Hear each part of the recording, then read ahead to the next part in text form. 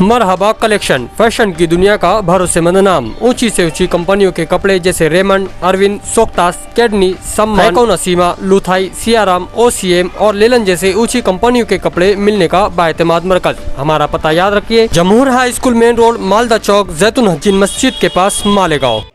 बिस्मिल्लाहिर्रहमानिर्रहीम।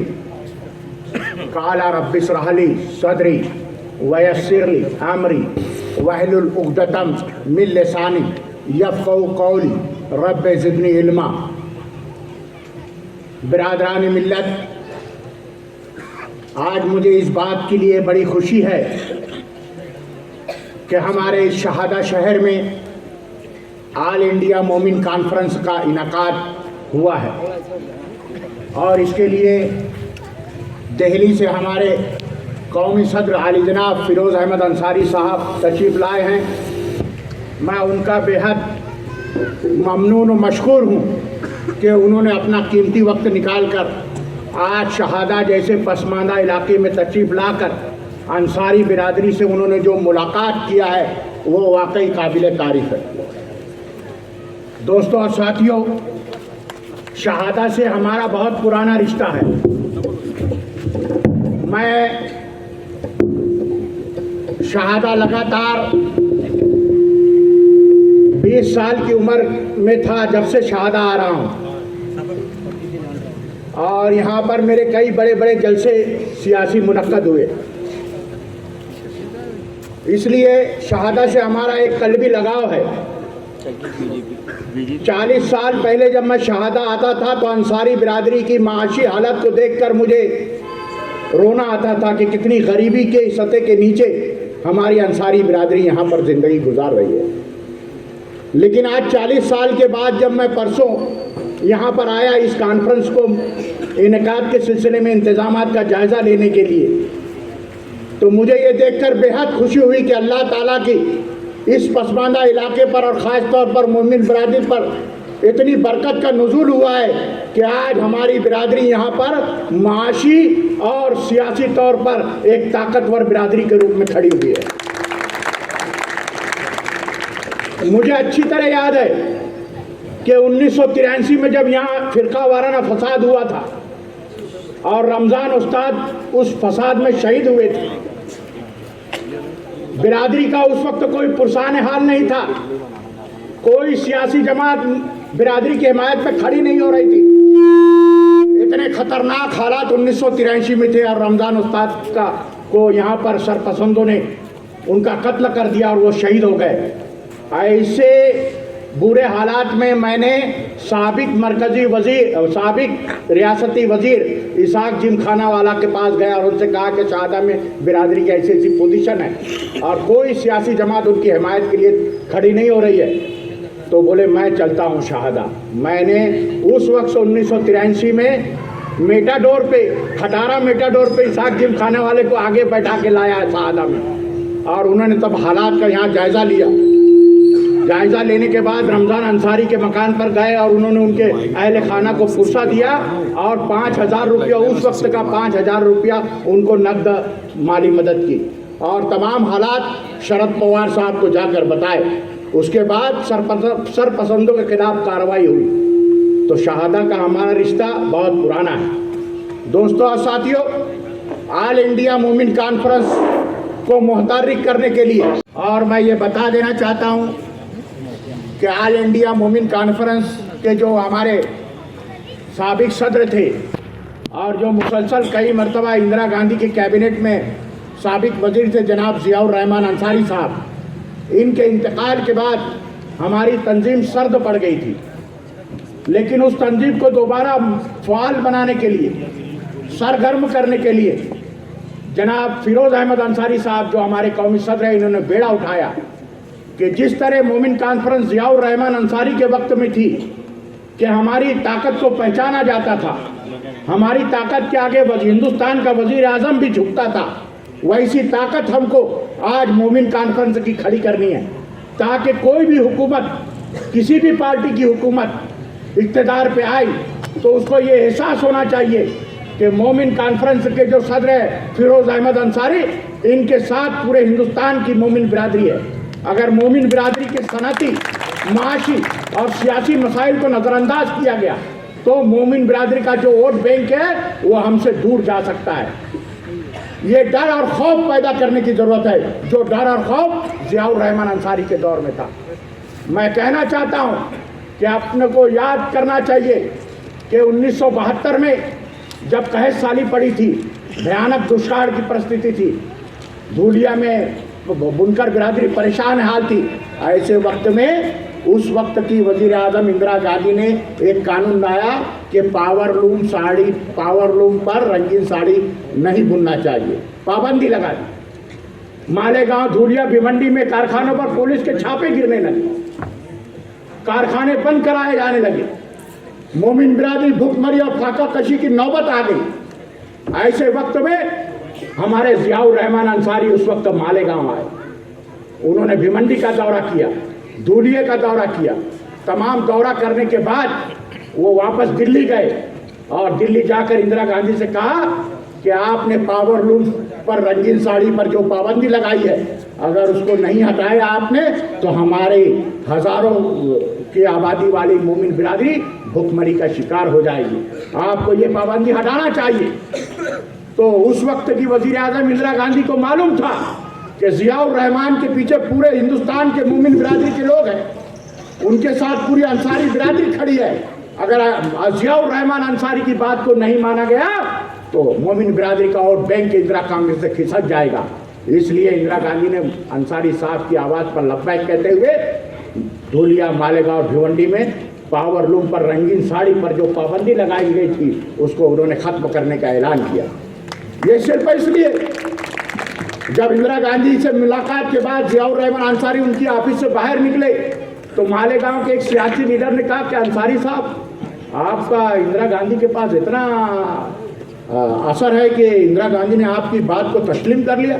बोले ये ज़ियाउर रहमान अंसारी का कमाल नहीं है, ये ज़ियाउर रहमान अंसारी के पीछे पूरे हिंदुस्तान की जो मोमिन बिरादरी ताकत के साथ खड़ी है, ये मोमिन बिरादरी की ताकत का। आज उसी मोमिन बिरादरी की ताकत को हमारे कौमी सदर फिरोज अहमद अंसारी के पीछे हमको खड़ी करना है, ताकि चाहे मरकजी हुकूमत हो चाहे रियासती हुकूमत हो, इस बात को इनका अंदाजा लगना चाहिए कि अगर फिरोज अहमद अंसारी की बात को नज़रअंदाज किया गया तो मोमिन बिरादरी के हज़ारों की तादाद में जो वोटें हैं वो हमारी पार्टी से खिसक सकती हैं। इसके लिए मोमिन बिरादरी में पूरे हिंदुस्तान में हमारे कौमी सदर फिरोज अहमद अंसारी साहब दौरा कर रहे हैं।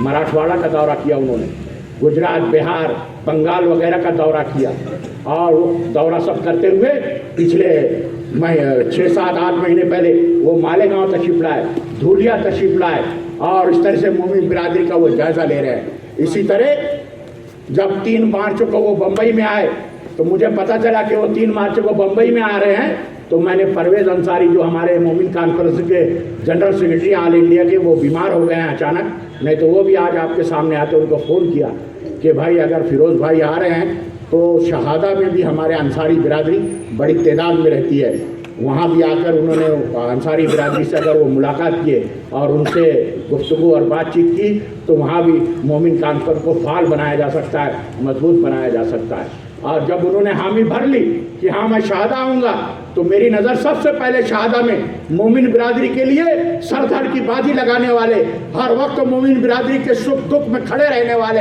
जनाब निहाल सेठ पर साहब पर पड़ी और मैंने उनसे आके मुलाकात की कि फिरोज अहमद अंसारी साहब शहादा आना चाहते हैं और अंसारी बिरादरी से मुलाकात करना चाहते हैं। तो उन्होंने मेरी आवाज़ पर लब्बैक कहते हुए कहा कि बिल्कुल उनको लाओ, सब इंतजामात मैं करता हूँ और हम भी मोमिन बिरादरी को फ़ाल और मुतारिक करने में सरगर्म रहेंगे। और आज इतनी बड़ी तादाद में आप लोग जो आए हैं, ये सब निहाल सेठ और उनके दोस्तों का और साथियों का नतीजा है कि आज फिरोज अहमद अंसारी साहब हमारे दरमियान मौजूद हैं। दोस्तों और साथियों, आज मैं कहना चाहता हूँ कि आज मुसलमान शरीयत के मुताबिक हिंदुस्तान में जो ज़िंदगी गुजार रहे हैं, ये किसकी देन है? आज हम नमाज पढ़ रहे हैं, मस्जिदों से लाउड स्पीकर के जरिए अजानें दे रहे हैं, अपने मजहब के मुताबिक धूमधाम से चल रहे हैं, शरीयत के मुताबिक ज़िंदगी गुजार रहे हैं, तो ये सब देन हमारे ऑल इंडिया मोमिन कॉन्फ्रेंस के साबिक सदर और साबिक मरकजी वजीर ज़ियाउर रहमान अंसारी की देन है। मेरे दोस्तों और साथ, आज से आपको मालूम होगा कि 1984 में यक्षा सिविल कोड का बिल लाओ पूरे हिंदुस्तान में। फिरका परस्तों ने तहरीक चलाई कि हिंदुस्तान में कॉमन सिविल कोड होना चाहिए, हिंदुस्तान में यक्षा सिविल कोड होना चाहिए, शरीयत के मुताबिक जो जिंदगी गुजार रहे मुसलमान उनका खात्मा होना चाहिए। ये आवाज़ उठी। वजीर आजम राजीव गांधी थे उस वक्त और जियाउर रहमान अंसारी पेट्रोलियम मिनिस्टर थे दिल्ली गवर्नमेंट के। तो राजीव गांधी दबाव में आ गए और उन्होंने फैसला किया कि ठीक है, मैं यक्षा सिविल कोड लागू करने के बारे में पार्लियामेंट में बिल लाऊंगा। जब राजीव गांधी ने यह ऐलान किया तो पूरे हिंदुस्तान में मुसलमानों ने एक हंगामा मचा दिया। कलकत्ता, लखनऊ, दिल्ली, बम्बई, बेंगलोर और चेन्नई में बड़े बड़े मुसलमानों के इज्तिमा हुए और राजीव गांधी को खबरदार किया गया कि खबरदार, अगर आपने यक्षा सिविल कोड का बिल लाया तो हिंदुस्तान में मुसलमान चैन से नहीं बैठेगा और शरीयत को किसी हालत में भी नहीं छोड़ेगा। राजीव गांधी जब दबाव में आए तो उन्होंने सलमान खुर्शीद को बुलाया, जाफर शरीफ को बुलाया, उस वक्त के जितने मेंबर ऑफ पार्लियामेंट उन सबको बुलाया कि भाई मैं यक्षा सिविल कोड जो बिल आ रहा है उसको वापस लेना चाहता हूँ। लेकिन पार्लियामेंट में जब बहस होगी तो शरीयत के मुतालिक उसका मुदल्लिल जवाब कौन देगा, कौन मुसलमान मेंबर पार्लियामेंट उसका जवाब देगा? सलमान खुर्शीद ने कहा मेरे बस की बात नहीं, जाफर शरीफ ने कहा मेरे बस की बात नहीं, फारूक अब्दुल्ला ने कहा मेरे बस की बात नहीं। तमाम मुस्लिम मेंबरान पार्लियामेंट कि भाई कौन जवाब देगा, इतना मुताला किसका? तो सबकी नज़र जियाउर रहमान अंसारी साहब के ऊपर गई। फिर राजीव गांधी ने जियाउर रहमान अंसारी साहब को बुलाया कि अंसारी साहब, आपको पार्लियामेंट में जो बिल आने वाला है, हाँ शाहबानो केस के वक्त का जो, तो उसका सब मुदल्लल जवाब आपको देना है। और मैं फिर उसके बाद आप अगर ने मुदल्लिल जवाब दिया तो मैं यक्षा सिविल कोड का अपना जो कानून है वो पार्लियामेंट में नामंजूर करूँगा। तो जियाउर रहमान अंसारी ने हामी भर ली। दोस्तों और साथियों, अल्लाह ताला जियाउर रहमान अंसारी को जन्नतुल फिरदौस में जगह अता फरमाए कि उन्होंने कितनी ज़बरदस्त बहस की। पार्लियामेंट का रिकॉर्ड है कि सुबह 11 बजे से पार्लियामेंट का इजलास शुरू हुआ, दूसरे दिन शाम 5 बजे तक, दूसरे दिन सुबह 5 बजे तक पार्लियामेंट का इजलास जारी रहा। पहले दिन 11 बजे शुरू हुआ, पूरा दिन, पूरी रात और सुबह 5 बजे इजलास खत्म हुआ। जियाउर रहमान अंसारी ने अटल बिहारी वाजपेयी खड़े होकर बोले, उनका जवाब दिया। लाल कृष्ण आडवाणी खड़े होकर बोले, उनका जवाब दिया। जॉर्ज फर्नांडिस खड़े होकर बोले, उनका जवाब दिया।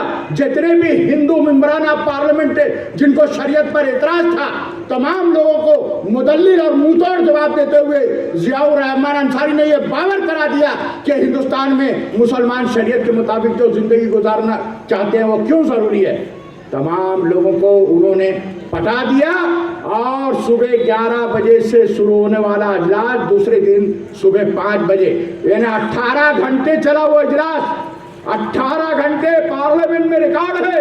जियाउर रहमान अंसारी 18 घंटे मुसलसल तकरीर के जरिए तमाम मेंबरान पार्लियामेंट को ये बावर करा दिया कि शरीयत लाजमी है इस हिंदुस्तान में, मुसलमान शरीयत के मुताबिक जिंदगी गुजारेगा।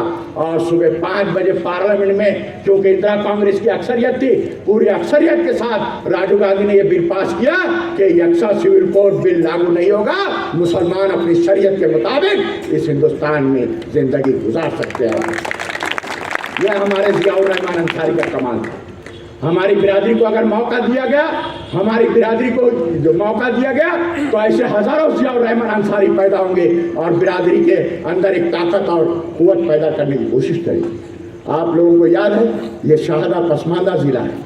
गुर्बत की ज़िंदगी में हमारी मोमिन बिरादरी अपनी ज़िंदगी बसर कर रही थी। ऐसे शहादा जैसे पसमानदा इलाके में शकील अंसारी जैसा एक गरीब का लड़का पैदा हुआ जो पब्लिक सर्विस कमीशन में इम्तिहान देकर उर्दू मीडियम से किया उसने, कोई अंग्रेजी से नहीं, कोई मराठी से नहीं। जो लोग कहते हैं कि उर्दू की कोई अहमियत नहीं, लेकिन देख लो उर्दू की कितनी अहमियत है। उर्दू मीडियम से तालीम हासिल करने वाला इसी शहादे का शकील अहमद अंसारी बिरादरी का एक गरीब बेटा आज पब्लिक सर्विस कमीशन में इम्तिहान देकर नासिक में इनकम टैक्स ऑफिसर बना हुआ है मेरे दोस्तों।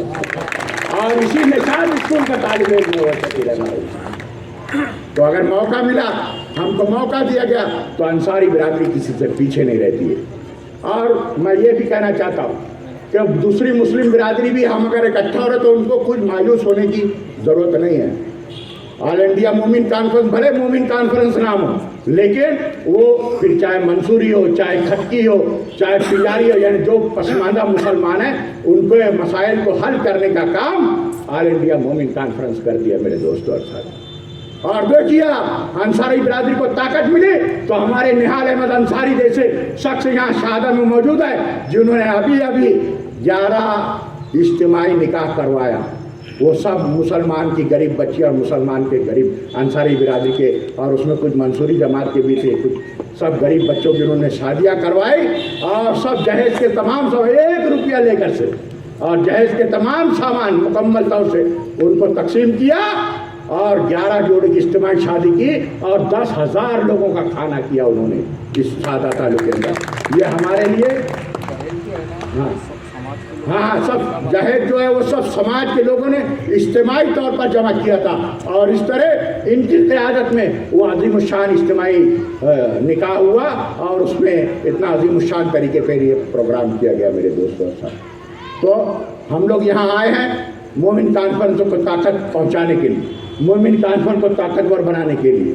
आज आपके सामने हमारे मुंबई प्रदेश मोमिन कॉन्फ्रेंस के जो सदर हैं जनाब उमर लाकड़ावाला साहब, ये मौजूद हैं। हमारे खाजिन मुशीर अंसारी मौजूद हैं। हमारे हिंदुस्तान के एडिटर सरफराज आरजू मौजूद हैं। हमारे बम्बई के शकील नायर हैं। हमारे दिल्ली से आए हुए मुजीब साहब हैं। हमारे मालेगांव से आए हुए ऑल इंडिया सेक्रेटरी जनाब हफीज़ अंसारी साहब है, अशफाक उमर साहब है, फारूक फिरदौसी है, मौलाना सुफियान जैसे लोग आज आपके इस शहर में आए हैं ताकि मोमिन बिरादरी को यहाँ इकट्ठा किया जा सके। आपको मैं बताना चाहता हूँ कि हमारे दरमियान एक बम्बई की बहुत देसी शख्सियत है मोहम्मद उमर लाकड़ावाला। ये भी मेरे जैसे ही जोशीले वक्ता है, जब बोलते हैं तो घंटों मजमा एकदम बेसाख्ता बैठा रहता है इनको सुनने के लिए। अल्लाह ताला से मैं दुआ करूंगा कि इनको भी सियासी तौर पर इतना ताकतवर बनाए कि महाराष्ट्र में हमारी एक आवाज़ बन के उभरे उमर लाकड़ावाला साहब। मैं कहना चाहता हूँ कि कांग्रेस पार्टी के जितने वज़राए आज़म थे सब लोगों ने हमारी मोमिन बिरादरी के शख्सियात को कभी राज्यसभा में, कभी पार्लियामेंट में, कभी MLC में लेकर मुस्लिम मोमिन बिरादरी को ताकत पहुँचाने का काम उन्होंने किया है। लेकिन आज हम देख रहे हैं कि हमको एक पार्टी मुसलसल नज़रअंदाज करने का काम कर रही है। क्यों नज़रअंदाज करने का काम कर रही है? कि उसको मालूम है अंसारी बिरादरी तो इकट्ठा है नहीं, इनका कोई ताकतवर लीडर नहीं है। इसलिए अगर हम एक लीडर के पीछे ताकत के साथ खड़े होते हैं तो फिर वो चाहे किसी भी पार्टी की हुकूमत हो, वो सोचने पर मजबूर होगी कि अगर इनके बात को नहीं माना गया तो अंसारी वोट हमसे खिसक सकता है। इसलिए मैं कहना चाहता हूँ कि किसी भी अफवाह में, किसी भी गलतफहमी का शिकार ना होते मोमिन कॉन्फ्रेंस को हमको दोबारा मजबूत और फाल बनाना है। इसीलिए आज का ये कॉन्फ्रेंस का इनेकाद किया गया है। मैं ये कहना चाहता हूँ और निहाल अहमद अंसारी साहब जो यहाँ के हैं नामवर शख्स, उनको मुबारकबाद देना चाहता हूँ कि आपने सिर्फ चंद दोनों दिनों के नोटिस पर यहाँ पर कॉन्फ्रेंस का इनेकाद किया। मैं ऑल इंडिया मोमिन कॉन्फ्रेंस की तरफ से आपका तहे दिल से शुक्रगुजार हूँ। इतना ही कहते हुए मैं अपनी मुख्तसर से तकरीर ख़त्म करता हूँ। जय हिंद, जय महाराष्ट्र। ये यहाँ पे और हमारे सारे साथियों के राय से हम लोगों ने ये एक फ़ैसला किया है। महाराष्ट्र स्टेट मोमिन कॉन्फ्रेंस ने ख़ास तौर से फ़ैसला किया और रिकमेंड करते हैं कि हाजी निहाल अहमद अंसारी साहब इन्होंने इस प्रोग्राम को ऑर्गेनाइज़ किया। हम चाहते हैं कि इसको लीड करें और हम लोग इनको यहाँ डिस्ट्रिक्ट का, ज़िले का सदर नॉमिनेट करते हैं। आज के ज़िले का सदर होंगे इसके लिए, और हम ये चाहते हैं कि ये आएँ और इनको हम लोग जो है ये माला नहीं है, ये रिस्पॉन्सिबिलिटी का एक बहुत बड़ा जो है। अरे धुलिया के सदर हमारे बहुत ही नायाब शख्सियत के मालिक, जिनके ज़रिए आप तक रसाई हुई और उन्होंने रहबरी करके आप लोगों के मिजाज को हमारी तरफ और हमारे फ़िक्र को आपकी तरफ जो मुतवज्जा करने का काम किया है, वो शकील शाहीन साहब मुंबई से आए हुए ऑल इंडिया मोमिन कॉन्फ्रेंस के ज़िम्मेदार हजरात, जितने भी मुकर्रिर मुझसे पहले बात किए, मुझसे ज़्यादा फ़ाल, मुझसे ज़्यादा तालीम याफ्ता, मुझसे ज़्यादा दानिश्वर, मुझसे ज़्यादा कौम की फ़िक्र रखने वाले हजरात थे। उन सभी की बातों ने आप सभी को कहीं ना कहीं फ़िक्रमंद ज़रूर किया है।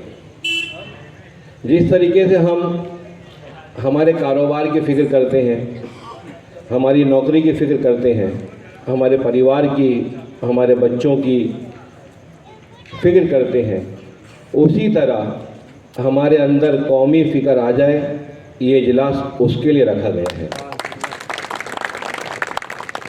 अपने लिए जीना ये जानवर की फितरत है, कौम के लिए जीना ये इंसानों की फितरत है।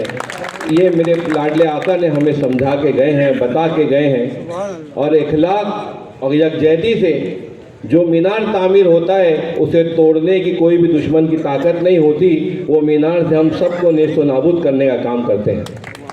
हम वो लोग हैं जिन्होंने मुशरिकीन और मुनाफिकीन को धक्के मार के निकालने का काम किया है।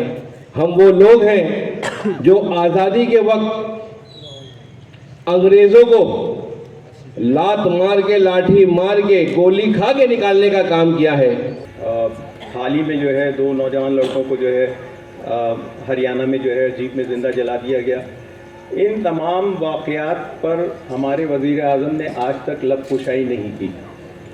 तो ये कैसी आपसे दोस्ती का जो है ढोंग रचा रहे हैं और किस किस्म की जो है आपको जो है जिसको कहते हैं ख्वाब दिखाने की कोशिश कर रहे हैं, ये इनके इस अमल से जो है समझ में आता है। और ठीक है, आपने कम से कम ज़बान नहीं हिलाई, लेकिन आप अपने जो उस रियासत के वज़ीर आला हैं या उस रियासत की जो इंतज़ामिया है, उसको कम से कम ये इशारा तो करते कि जो मुजरिम है उनको सज़ाएँ दो। वो भी तो नहीं करते आप। शाहीन साहब ने कहा था कि ज़ियाउर रहमान अंसारी वगैरह का जो दौर गुजरा वो बहुत पीक दौर था जिसे कहेंगे। उस दौर में ऑल इंडिया मोमिन कॉन्फ्रेंस ने काफ़ी काम किया। उसके बाद जैसे ही इंदिरा गांधी और राजीव गांधी का दौर ख़त्म हुआ और धीरे से आहिस्ता आहिस्ता अंदरूनी तौर पर बीजेपी जो है मुदाखलत यानी दाखिल होना शुरू हो गई सियासत में। और अटल बिहारी वाजपेयी की सरकार 98, 99 और 2001 में बनी। धीरे धीरे आहिस्ता आहिस्ता हमारा जोर कम होता गया और तकरीबन 20 से 25 साल इसके ऑल इंडिया मोमिन कॉन्फ्रेंस के ऊपर जमूत तारी रहा। आप अभी से हर जो 18 साल का बच्चा होता है फौरन उसको अपनी वोटिंग राइट के लिए उसका वोटर लिस्ट में नाम ऐड कराइए, आधार कार्ड बनाइए, वो पासपोर्ट बनाइए, उसकी पूरी पहचान उसकी जो है ना वो ठीक से दुरुस्त कीजिए। ये कब आपके साथ धोखा करेंगे एनआरसी फिर से लागू करने का, इसकी कोई गारंटी नहीं है। ये इलेक्शन जीतने के लिए किसी हद तक जा सकते हैं, चाहे पूरे हिंदुस्तान डूब जाए, चाहे हिंदुस्तान का पूरा जो पब्लिक अंडरटेकिंग है वो बिक जाए, लेकिन वो किसी हद तक जा सकते हैं आपको नीचे करने के लिए। लेकिन आप अपने राइट को समझने के लिए, आप अपने पूरे अख्तियार को समझने के लिए, आप एनआरसी से बचने के लिए पूरी अपनी आइडेंटिटी को ठीक से रखिए, कागजात बिल्कुल संभाल कर रखिए। आप अपना चाहे आधार कार्ड, कहते हैं आधार कार्ड कुछ नहीं है, पासपोर्ट कुछ नहीं है, इसलिए मैंने कहा अपने फोर फादर्स के जो रिकॉर्ड हैं, आपके दादा परदादा का जो रिकॉर्ड है, वो भी कोशिश कीजिए कि अपने आपके फाइल में रहे, ताकि आने वाले दिन में आप अगर कोई इस तरह की कोशिश होती है तो हम उसको मिल करके नाकामयाब कर सकते हैं। मैं आपको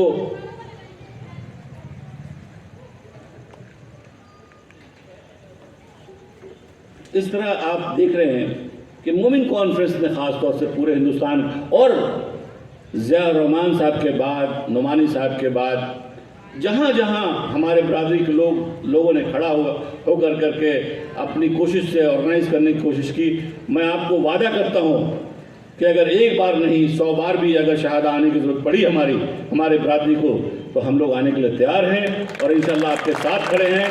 किसी भी मुसीबत में, किसी भी दुख और सुख की घड़ी में हम आपके साथ हैं। मोमिन कॉन्फ्रेंस आपके साथ है, लेकिन आप ये झांसे में नहीं आए। ये बात तो समझिए, आज़ादी के वक्त भी हमने टू नेशन थ्योरी, पाकिस्तान, जिन्ना का विरोध किया।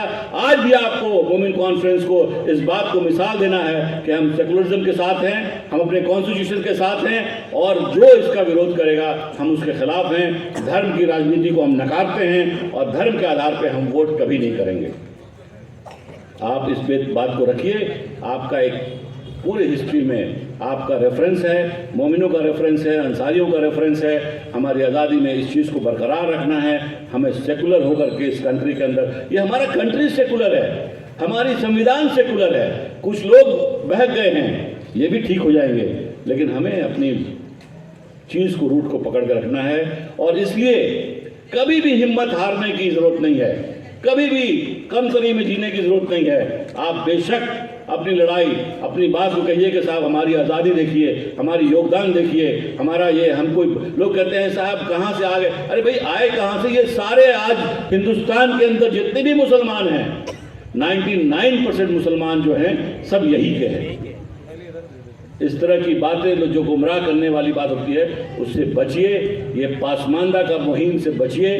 ये पासमानदा नहीं, ये आरएसएस का एक स्लोगन है। आप इस चीज़ को बचिए और कोशिश कीजिए कि हम लोग मोमिन कॉन्फ्रेंस को मजबूत करें। जो आप लोगों के बीच आएँ, इसको आपको जागृत करें और आपको सोचने की, और मैंने कहा कि बैलेट का इम्पोर्टेंस समझिए, बैलेट के इम्पोर्टेंस से आप चलिए। मैं आप लोगों का बहुत बहुत शुक्रगुजार हूँ, अपने साथियों का भी शुक्रगुजार हूँ, आरजू साहब का भी शुक्रगुजार हूँ। चूँकि आरजू साहब एक अच्छे, बहुत अच्छे नामी जर्नलिस्ट हैं, मैं कहूँगा कि हमारी रिपोर्ट भी आप अपने पेपर में शाये करें और हमारी बात। और दूसरी चीज़ आरजू साहब भी जानते हैं कि मोमिन कॉन्फ्रेंस के अलावा हिंदुस्तान का एक बहुत बड़ा ऑर्गेनाइजेशन ऑल इंडिया मुस्लिम मजलिस मुशावरत, जो पूरे मुसलमान की बात करती है, आज जनवरी से मैं उसका मुशावरत का भी सदर हूँ। तो हम कभी अपने लोगों को कमज़ोर होते हुए देख नहीं सकते। हम चाहते हैं कि हम सब मिल करके, हाँ, हमारी जो हुकूक हैं हमें मिलने चाहिए, हमारी नुमाइंदगी पॉलिटिक्स में मैंने कहा मिलनी चाहिए। क्या वजह है? आबादी हमारी 60%, एक एमपी नहीं, एक एमएलए नहीं यहाँ पे। इसका हमें अफसोस है और हम लोगों को एकजुट होकर करके अपनी आवाज़ को बुलंद करना है, अपनी पहचान को बताना है और हमें अपने हक को लेने की पूरी कोशिश करना है। हम अपनी नुमाइंदगी को जाते हुए नहीं देख सकते, उसके लिए हम कोशिश करेंगे। महाराष्ट्र के अंदर भी, पूरे हिंदुस्तान के अंदर भी आने वाले इंतखाब में हम सब लोग होशियारी के साथ काम करेंगे और इंशाल्लाह कामयाब होंगे। आप लोगों का बहुत बहुत शुक्रिया। जय हिंद।